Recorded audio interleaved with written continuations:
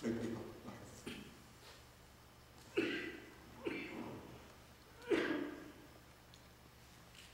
Are we ready to start?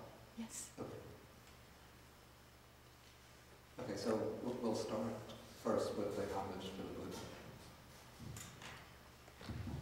Namo tassa bhagavato arahato samma sambuddhassa. Namo tassa bhagavato arahato samma sambuddhassa. Namo tassa bhagavato arahato samma sambuddhassa. Good morning, everybody. Happy New Year to you. I have to apologize for actually holding the class this morning. At 6:15, Kaidi called me and then she asked whether I would hold the class this morning. And then I looked on the computer on the, it's called weather.com for, you enter the zip code and it tells you what the weather forecast is for the area.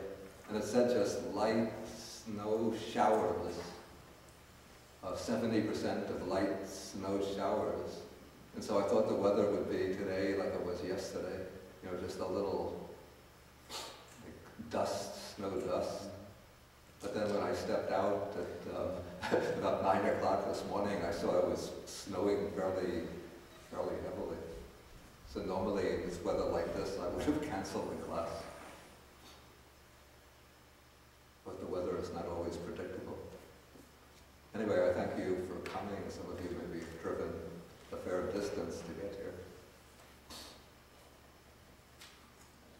Okay, so today we will be taking Sutta number 8 in the Majjhima Nikaya.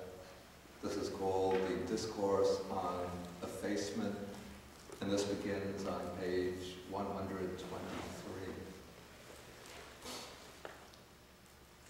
First, the word that is used for the title of the sutta, the word that's translated as effacement. It's not a very common word in English, but the word in Pali is Sallekha.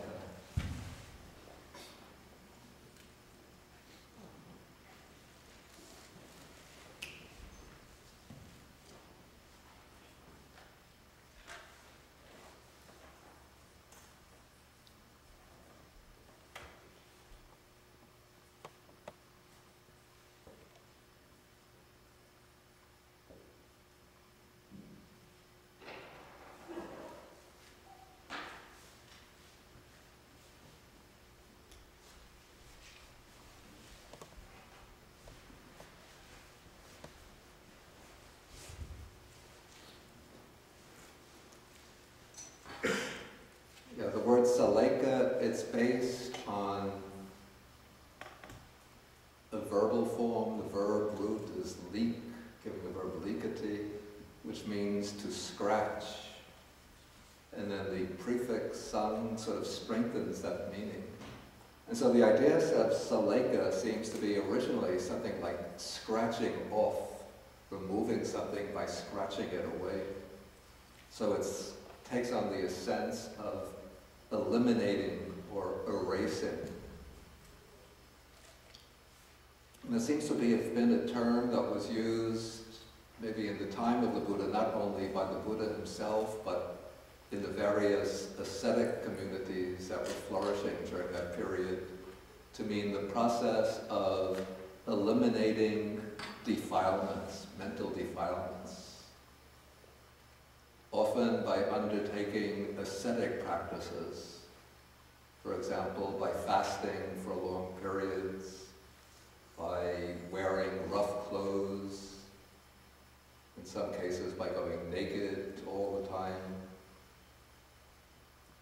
or by bathing in cold lakes during the cold season, or exposing oneself to the sun during the hot season. And so the idea underlying this word is that by undertaking these austerities, one is facing one's own resistance to these unpleasant conditions, and in this way one is overcoming defilements.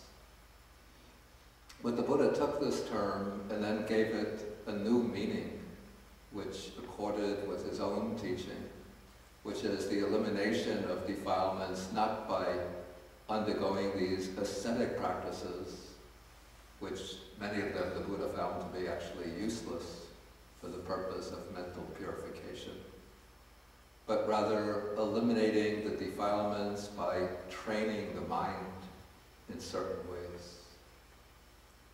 And we'll come later in the sutta to see how the Buddha explains or interprets this idea of effacement, the radical elimination of defilements.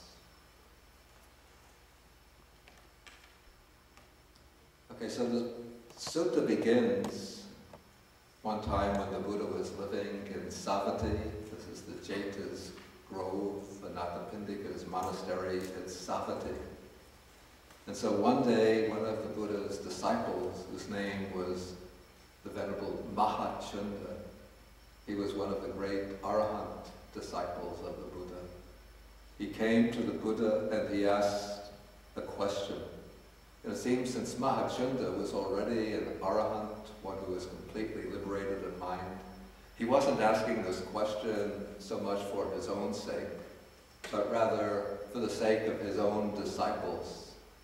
It's probable that he had some of his disciples come along with him to the Buddha, and he wanted to get the Buddha's own advice on this particular question for the sake of his disciples. So he speaks first about various views that arise in the world that are associated either with doctrines of a self or with doctrines about the world. The expression used here in the Pali is attavada and lokavada, doctrines about the self, doctrines about the world.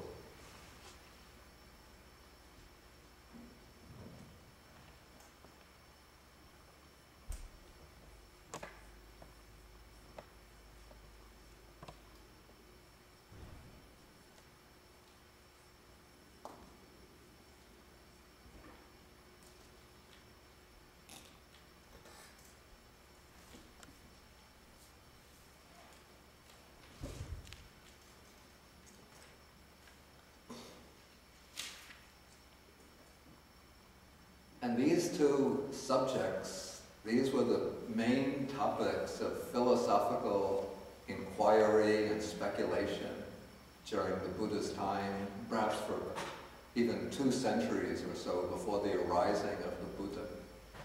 So the Indian thinkers during this period were, originally they were perplexed by questions about what is the real nature of the self, and what is the real nature of the world.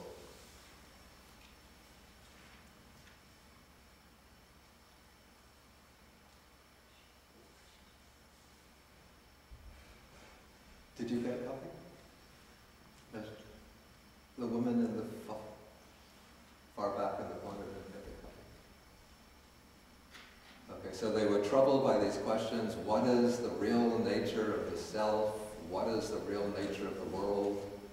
And then as they launched into their investigations of this question, at least the leading thinkers during this period came to the conclusion that within the person, at the center of the human being or any living being, there is some permanent nucleus of individual identity, which is called the Atman, the self. And then they also examined the nature of the world. And then they came to the conclusion that underlying the world that appears to us, there is a permanent, stable, unchanging reality, which they called Brahman. And so then the question became, what is the relationship between the real self and the true reality of the world, the Atman and Brahman?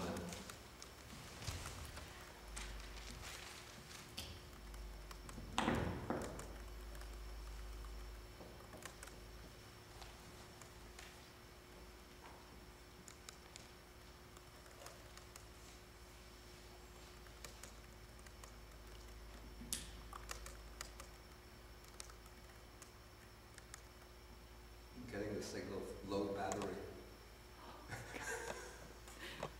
Sorry. It's okay. It's good that you're here. So it can work? It still can work now? It can still work, Okay.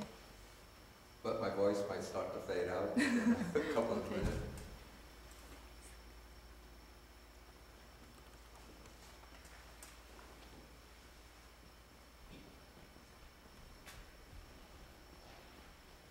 Okay, so some came to the conclusion that the Atman and the Brahman were essentially the same. That is, that reality within oneself, that permanent reality within oneself, existing in the innermost, one's innermost being. Sometimes it's said to be dwelling in the center of the heart. That reality is the same as the ultimate reality of the world. This was the message of the Upanishads. Or at least it's the dominant message of the Upanishads, the oldest Upanishads. That Atman, the innermost true self, is identical with Brahman, the real permanent reality behind the world.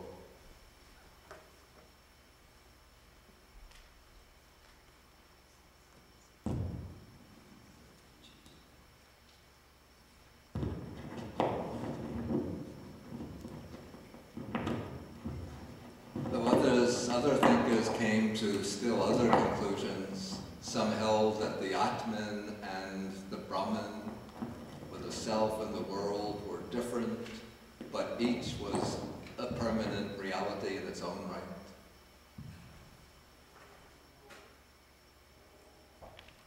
And then some came to the conclusion that the self arises with birth and lasts through the course of one's life, and then completely passes away and perishes at death.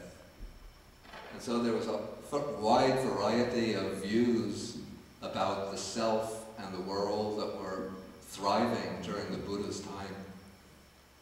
And in the first sutta of the Digha Nikaya, called the Brahmajala Sutta, the Buddha has classified 62 current views about the self and the world. And the aim of the Buddha's teaching is not to arrive at a fixed view about the self and the world, because the Buddha understood that all of these views are different manifestations of craving or clinging. And so the aim for the Buddha's teaching is to overcome all fixed views about the self and the world. And so for this reason, when Mahachunda comes to the Buddha to open a discussion, he asks about how one goes about abandoning and relinquishing all of these views.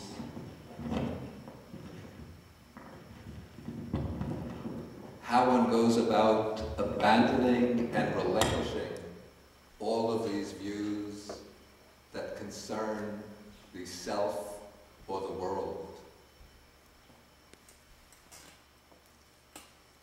And so he phrases the question, I have to say it's a little bit obscure in the Pali, even to myself. So he says, now does the abandoning and relinquishing of those views come about in a bhikkhu, a monk, who is attending only to the beginning? Then the commentary says, areas of his meditative training. I won't try to explicate this sentence because it's rather obscure to me as well, and we don't find it repeated elsewhere in the suttas. But the Buddha's answer is what's important.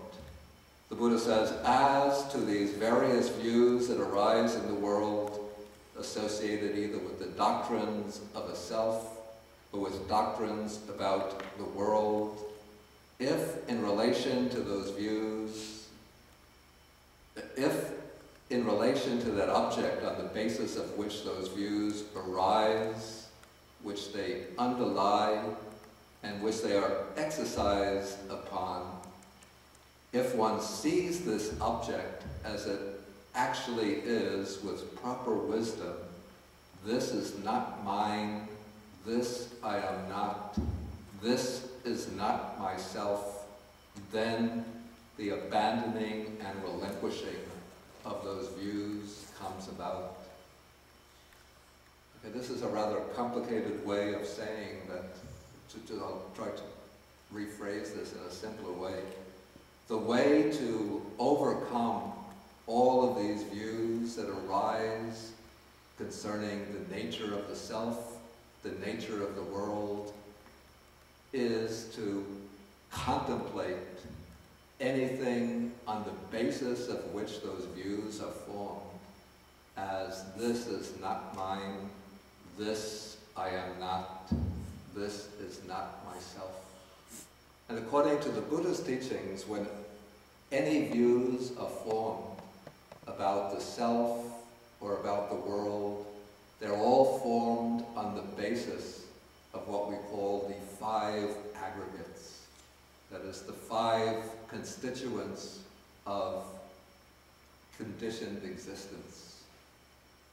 Physical form, or the body, feelings, perceptions, mental formations, volitional activities, and consciousness. And so the Buddha, whereas other thinkers in the Buddha's time formed the view, myself is the body, myself is feeling, myself is perception, myself is volitional activities, myself is consciousness. The Buddha developed this radical teaching of non-self, anatta, that the way to overcome all of these binding views, these entangling views, is by turning this whole idea of the self on its head and instead adopting the standpoint of non-self, observing whatever one identifies with, whatever one clings to as being mine or myself, contemplating it, this is not mine, this I am not, this is not myself. And that is, we might call that is the essence or the crux of insight meditation. The meditation aimed at developing panya, wisdom. And so often one begins, sometimes usually with impermanence, because it's the most obvious characteristic. From there one comes to dukkha, whatever is impermanent, is unsatisfactory, connected with suffering, defective. And then based on impermanence and dukkha, one comes to non-self. Whatever is impermanent, connected with suffering, is not myself. So that is the gradual, step-by-step way of developing insight. But for those with very sharp faculties, don't jump to the conclusion. Let's not jump to the conclusion we belong in that category. But for those few rare ones with very sharp faculties, the Buddha can just begin directly by saying, contemplate that as not mine, not I, not myself. And then that brings the breaking of identification, ending of identification, through uprooting of all of these views about the nature of the self, the nature of the world.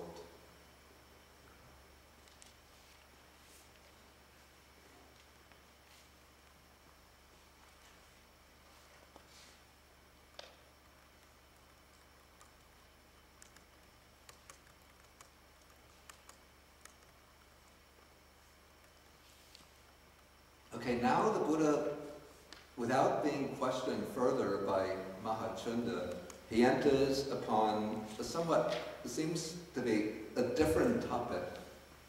It seems as though he's going beyond the original question by taking up the idea of what is called effacement. This is Sallekha, the word that gives the title to the sutta.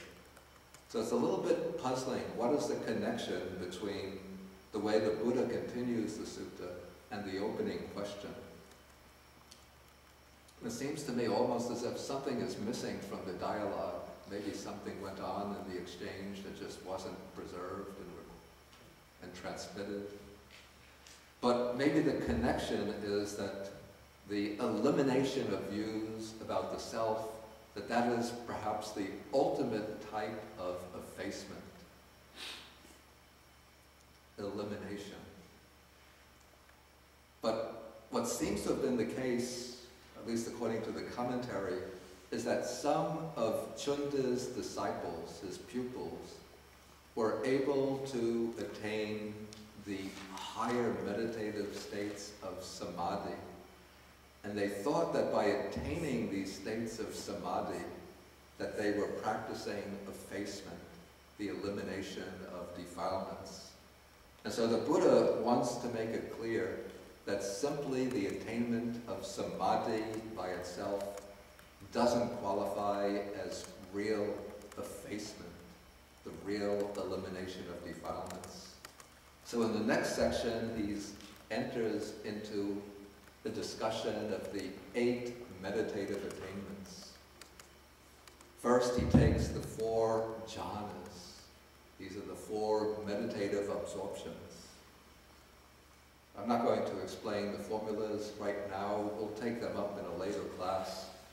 But the Buddha begins by saying, here it's possible that some monk will enter and dwell in the first jhana, and he might think, I am abiding in effacement. That is, I'm eliminating the defilements. But then the Buddha says, in the Noble One's discipline, that is, in the training, the path of the Noble Ones, that attainment of the first jhana is not called effacement, but that is called simply a pleasant abiding here and now in this very life, in this present life, in this present life. Okay, so now the Buddha himself, we have to remember, the Buddha includes the jhanas in his formulation of the Noble Eightfold Path. So when we look at the definition of right concentration, sama samadhi, it's given as the 4 jhanas. And so the Buddha includes the jhanas in the path, but the reason that the Buddha says that the practice of the jhanas doesn't qualify as effacement, that is because the Buddha is here speaking with reference to those who merely attain the jhanas and don't use them as a basis or foundation for going further to develop wisdom. But they simply attain the jhana and then they experience the bliss and peace of the jhana and they think that is sufficient. Now I'm doing the work of eliminating defilements. But the Buddha says the jhana in itself, it's not enough. It's just a very blissful, happy, pleasant state of mind. But don't get stuck there, but go further to develop your insight, your wisdom. Okay, then the text goes through the 4 jhanas, each one in the same way. 2nd jhana, 3rd jhana, 4th jhana. Each one, the Buddha says, is simply, in the Noble One's discipline, it's simply called a pleasant abiding here and now. Then, paragraph 8, he begins with the 4 stages of samadhi that lie beyond the 4 jhanas. These are the 4 formless meditations, or immaterial, non-material meditations. Okay, so the Buddha begins with the lowest, is called the sphere or base of infinite space. And so he speaks about a monk who enters the base of infinite space and thinks, I am dwelling in effacement. But the Buddha says that is, in the Noble One's discipline, that is not called effacement, but that is called a peaceful abiding. That is, the 4 jhanas are pleasant abidings, but the 4 formless meditations are even beyond the pleasure or bliss of the jhanas, and so they're called very peaceful or tranquil states of mind. And so the Buddha goes through the base of infinite space, base of infinite consciousness, base of nothingness, base of neither perception nor non-perception. In each case, he says, even though the monk might think, I'm dwelling in effacement, but actually, from the standpoint of the Noble One, the one who's achieved true realization, that state in itself is not effacement, but it is simply a peaceful or calm abiding.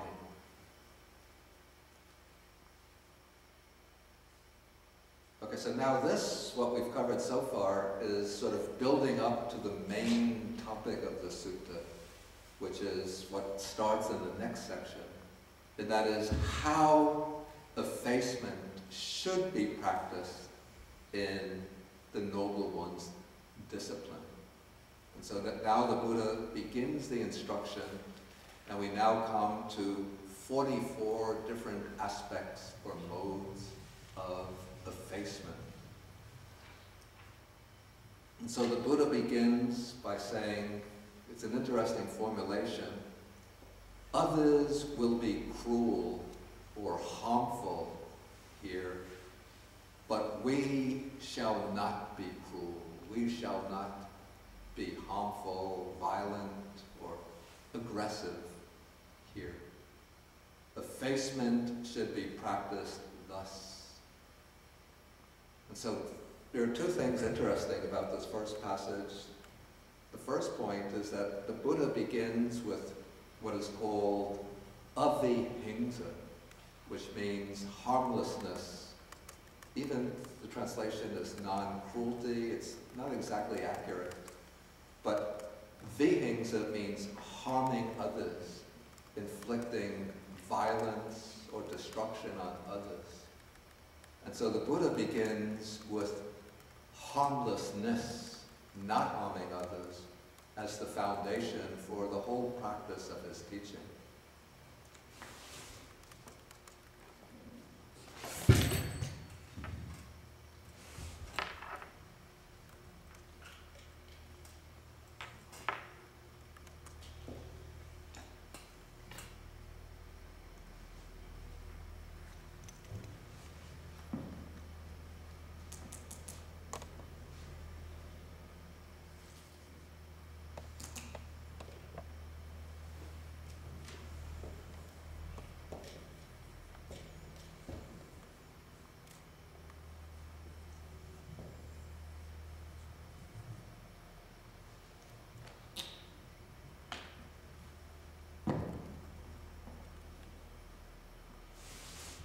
So in Pali, this is called avihingsa, which means, here it would be translated non-cruelty, but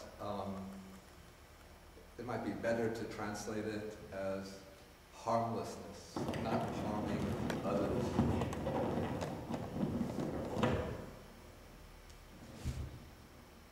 you might know the Pali word, the variant on it has almost come into English, and that is the word ahimsa. I think it was through Gandhi that that word entered into the English language. And it's basically the same word as avihimsa. Avihimsa just has a prefix V. And so this word came through from, actually originally from Buddhism and Jainism. It came into the thought of Gandhi. Then I think from Gandhi it came into, I'm not sure whether Martin Luther King actually used the word ahimsa, but it also is the word that underlies the practice of nonviolent resistance that Martin Luther King adopted. Okay, so the foundation for the whole practice of effacement, the starting point, is not inflicting harm on any other living being. And the second way this statement is interesting is that the way this determination is formulated, others might be cruel or harmful, but we shall not be cruel or harmful here. This shows that when one, or at least the way I interpret it, it shows that when one sets out on this path of cultivation, self-cultivation, often it involves a break away from what the crowd is doing. So our tendency, within the world is to look, what are others doing? And I should do the same thing. Like in the world of fashion, people are always asking, what are they wearing nowadays? Like I remember when I was a young boy, I used to go shopping with my mother. I would like a shirt, maybe a shirt or a jacket, and my mother would say, oh, but they're not wearing that these days. But I would think, I like the shirt. Oh, but how can you wear that? How can you choose that? They're not wearing the shirt.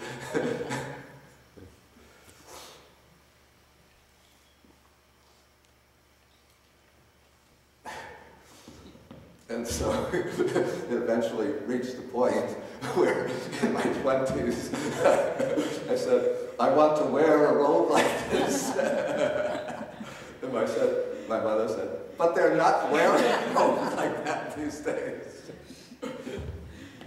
It's 2,500-year-old style. But Mom, I like it.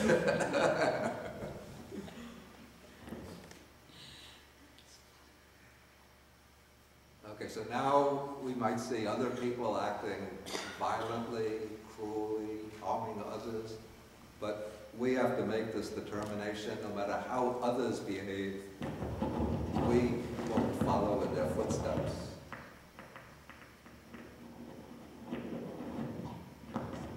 We have our own path to follow. Okay, so from the starting point of non-harming, non-cruelty, the Buddha next goes into various other factors that constitute effacement. And many of these factors fall into fixed groups that occur elsewhere in this teaching. So we next come to 10 factors which constitute what are called the 10 courses of wholesome karma, 10 ways of wholesome action. First, 3 of body, that is abstaining from killing living beings, abstaining from stealing, abstaining from, in the case of, he's speaking to monks, so he says, observing celibacy. In the case of lay people, it's abstaining from sexual misconduct. Then come 4 of speech, to abstain from false speech, from malicious or divisive speech, abstaining from harsh speech, and abstaining from gossip or idle chatter. And then come 3 of mind, abstaining from not giving rise to covetousness. That means a possessive mind, a mind which wants to get possession of the belonging, which wants to take possession of the belongings of others. having a mind without ill will, that's a mind of loving kindness towards others, and having right view, especially as the foundation, the right view of the principle of karma and its result, its fruit. Okay, now, right view it's the 10th of the 10 courses of wholesome karma, but it's also the first factor of the Noble Eightfold Path. And so now we come to the next 7 factors, are the 7 factors of the Noble Eightfold Path. And right view actually belongs to both groups, so it's not repeated. So we could actually start again from number 11 with holding right view. Then we come to 12, having right intention or right purpose, right motivation. Then right speech, right action, right livelihood. Then right effort, right mindfulness, and right concentration. Okay, then when the Noble Eightfold Path is brought to fulfillment, it culminates in right knowledge and right liberation. So right knowledge and right liberation are brought in as factors 19 and 20. Okay, then we have 3 factors here. Sloth and torpor, or also we can call this dullness and drowsiness, and their opposite, being free from sloth and torpor. Then we have restlessness and being free from restlessness, and then having doubt and being free from doubt. Okay, does anybody see those 3 factors as belonging to a particular group? Hindrances? The hindrances? Right. Those are 3 of the 5 hindrances. But why aren't the other 2 mentioned?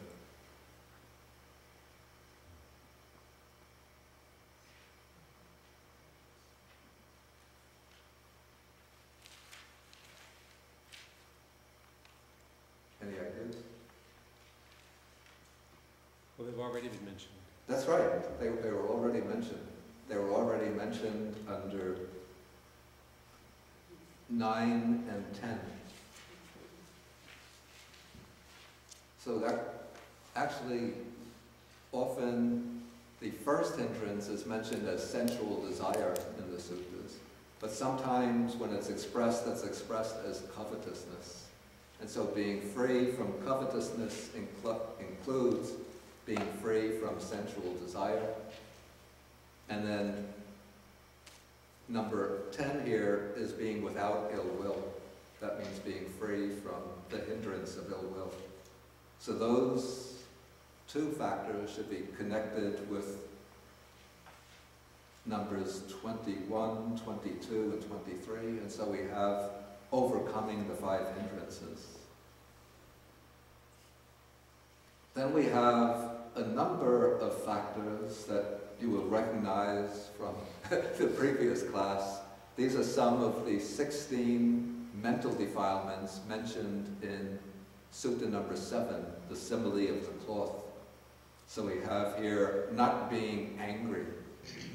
Actually, anger is in some ways similar to ill will, except maybe it has a different way of manifestation. Whereas ill will is like a persisting dislike for others and a wish for others to undergo harm.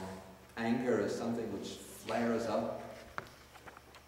It could be directed at people or directed at conditions, circumstances.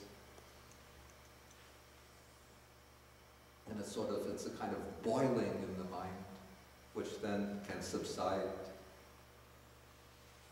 Okay, others will be resentful, we shall not be resentful here. This is like a persisting ill will against somebody turns into resentment or hostility. Then comes contempt, looking down on others, being insolent, being envious, being avaricious, being fraudulent, being deceitful, being obstinate, arrogant. Okay, those were all included amongst the 16 defilements of the mind. And so the task in training is to overcome these defilements of the mind. And that is what the Buddha calls a way of practicing effacement. Then he comes to a few other factors which are brought in. They're almost miscellaneous. He says, others will be difficult to admonish, difficult to correct, but we shall be easy to admonish. That is, when somebody points out one's faults, instead of reacting angrily to them and becoming insistent on adhering to one's faults and criticizing the other person in turn, one is willing to accept the advice of others and to change one's bad ways. So that's being easy to speak to, easy to correct, easy to admonish. Then, what's very important is the choice of one's friends. So the Buddha, in many suttas, insists on the need to avoid bad friends. That is, friends who will lead you astray, lead you into unwholesome ways of conduct, and to associate with good people, with people who embody good qualities, who can serve as a good example, can give good advice, people who are worthy of emulation. So you should avoid bad friends and associate with good friends. Others might be negligent or sloppy, careless or reckless in their behavior, but we shall be diligent or vigilant or heedful. Others will be, actually faithless has a special meaning in English, which is not quite the same here. Maybe others will be with, it's funny the way words take on a particular nuance in a language. Faithless means in a marriage relationship, when one partner doesn't remain faithful to the other, that's being faithless. But what's meant here is being without saddha, without faith, in the case of the Buddhist and the Triple Gem, or at least faith in good, wholesome qualities. But we shall be faithful here. Also, faithful means being loyal in a marriage relationship. But what is meant here is having faith, being possessed of faith, faith in the Dharma, faith in wholesome qualities. Others will be shameless, but we shall, again, this is not quite right, be shameful here. It means we shall have this kind of sense of self-respect so that we don't practice unworthy deeds, sort of throw to the winds our sense of self-respect, our sense of inner dignity, and just behave in unworthy ways. Others will have no fear of wrongdoing here. That is, they're not afraid of the consequences of doing wrong. But we shall have this fear of wrongdoing, fear of the consequences of doing wrong. These two qualities, shame, or what I call the sense of self-respect, and fear of wrongdoing, these together, the Buddha calls the guardians of the world, or the protectors of the world, because they're the two qualities that motivate us to engage, to avoid what is unwholesome, and to engage in wholesome activities. But the two work in somewhat different ways. We could say that they're complementary ways. The sense of shame, or the sense of self-respect, holds us back from doing what is wrong, what is unwholesome, because we have the sense of our own inner dignity, our own potential nobility. And so we recognize this potential for purity, for wisdom within ourselves, and we don't want that potential to be sullied or defiled by behaving in improper ways. And so, through adherence to that sense of self-respect, we want to uphold our inner dignity. And for that reason, we draw back when we're tempted to do what is unwholesome, what is blameworthy. The other quality, the complementary quality, is fear of wrongdoing.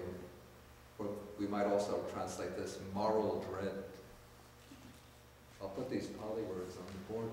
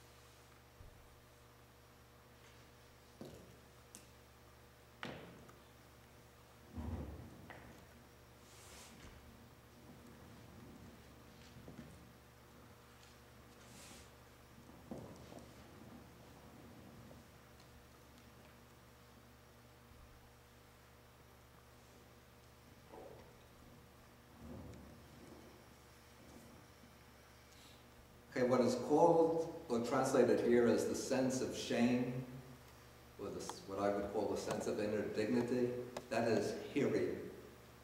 And then the word ottappa is what is translated as fear of wrongdoing. So ottappa means that one resists the temptation to do what is wrong, what is unwholesome, because one is afraid of the consequences. This could be fear of the karmic consequences, the long-range karmic results of one's unwholesome behavior. But it could also include fear of being found out by others, and then being blamed and criticized by others.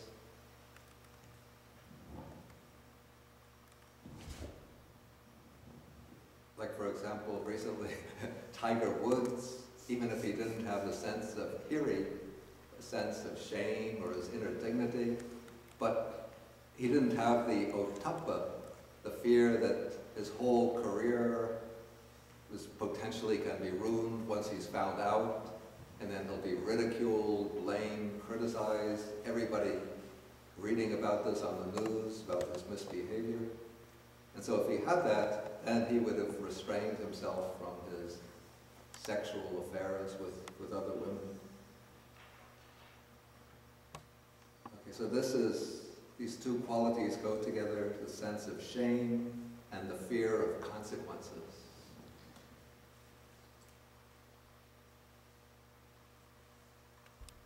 Okay, then come some other factors that are brought in. Being of little learning, and then one should strive to be of great learning.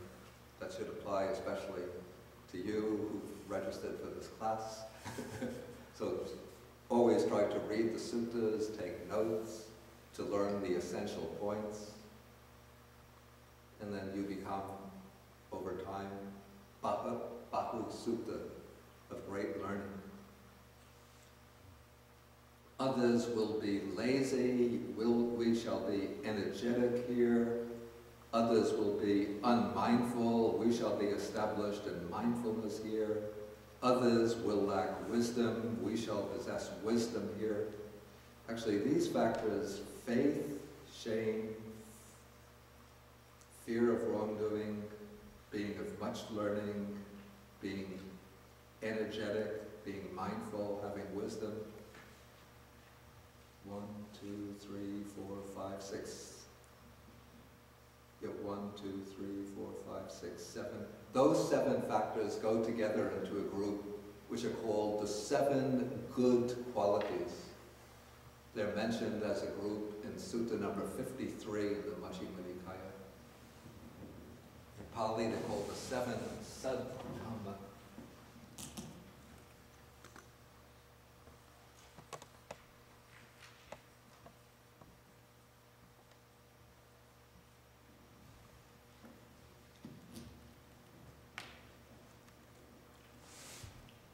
Here the prefix sad means good, and then Dhamma here has the sense of qualities.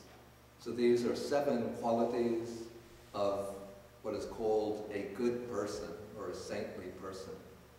Having faith, a sense of shame or self-respect, fear of consequences, having learning, being energetic, mindful, and possessing wisdom. Then the 44th and last, it's really important, and we have to be thankful that the Buddha points this out to us.